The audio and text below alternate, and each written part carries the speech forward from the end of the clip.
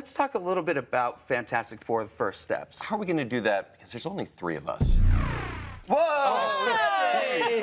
Take it easy. Hey, the Fab Four's in. Okay. The Fab Four. Fab Four. You might recognize this gentleman from Good Morning Utah Midday. It's our weatherman, Cedric Haynes. How's it going? It's going with fantastic out there. You know, great weather, great movie selections. We're doing good. All right. That's positivity. That's right. Okay. We got out of Fantastic Four yesterday. Yeah. And since you're the guest here, we need to know, what were your thoughts? Oh, man. Well, you know, my thoughts are sometimes a little unconventional, but I must say, in this movie here, I loved it. I think it's definitely a must-see, even if you don't necessarily know the origin stories or seen some of the other movies. You're going to be entertained and love this movie. It's very action-packed. So Right. Well, and this is the 4th attempt we've alluded to about this family. First time was immediately shelved, really never saw the light of day. We saw the others, 2005, 2007, and then the Fan 4 stick that came out in 2014. So there have been a lot of attempts to try to make this good. And in my opinion, I think they finally nailed it. Kent, what did you think? Yeah, this is the best effort yet. Yeah. I do like the 2005 version. Like, I think, ironically or unironically, it's good now. Whereas back then, maybe we didn't receive it as well. But this one, it's still a little cheesy. It's still a little maybe too much for children, which is all right. But I really liked it. I think it delves into a lot more of the family than we've ever seen. Yeah. And the way that they're fleshing out some of these characters, particularly, I think Johnny Storm, let's not call him dumb in the other ones, but he was More not jockey. Yeah. He was more into the girls and stuff than like trying to decode language and things like that. But in this, Johnny Storm actually has a lot to do, along with Ben Grimm. We have a new Silver Surfer here. Galactus is the main villain. Rebecca, what did you think about this? So the 60s retro future vibe is the vibe I'm trying to live in my everyday life. So You want to be in the Jetsons. Yeah, I do. My dog Astro, a Jetsons dog. That is the world I want to live in. Personally, I have some grievances with the movie. I don't think I was ever going to be satisfied with how they handled Sue Storm. But overall, I had fun. You know, it's a fun time at the movies, I think. Well, there's a good dynamic between Sue and Richard where they're not just talking about their relationship, but they're talking about the future relationship of this whole family union. There might be a new person coming into the mix. Cedric, do you think this is going to be one that if somebody that hasn't liked Marvel is going to finally be like, I'm in, I'm going to start watching more?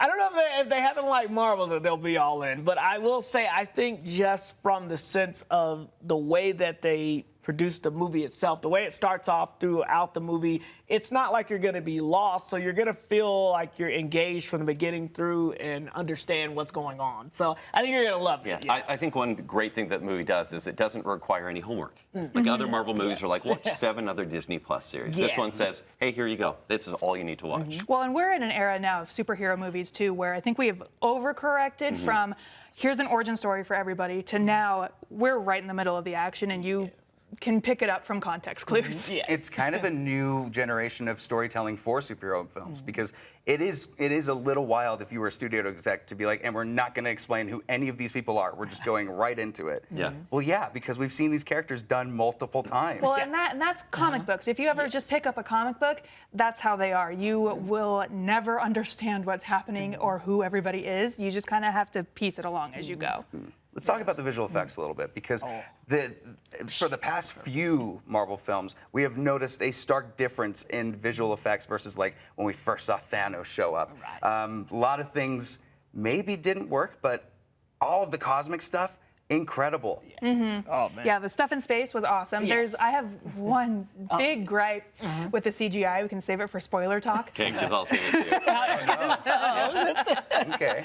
Yeah. But Surprisingly good. Galactus is the big enemy, the World Devourer in this one, and I was scared. Yes. And like it was actually pretty like I was like, that's okay. Ralph Innocent for you. Yeah, right? He's so true. good, but like there was some intimidation there. Also with the Silver Surfer, she's more like a stay in the still surfer, but at the same time. Come on. Yeah, right. But like I really liked her. I actually like the villain's presence more than maybe even the heroes because I want to see them more on screen. And Galactus, he's not a cloud in this movie. Right, He's a no. huge people-eating person. Yes. And the way that they show him is very intimidating. It's That very is my intimidating. favorite sequence of when they're trying to, well, I'm not going to do this thing. Yeah. We'll get into spoilers in a second. But I want everybody's consensus. For me, it's absolutely a see it. I think this ends up bringing Marvel back to a higher quality of filmmaking that we've been missing for a long time. And it seems like they're starting to shed having the same Marvel film with the same color palette and the same universe.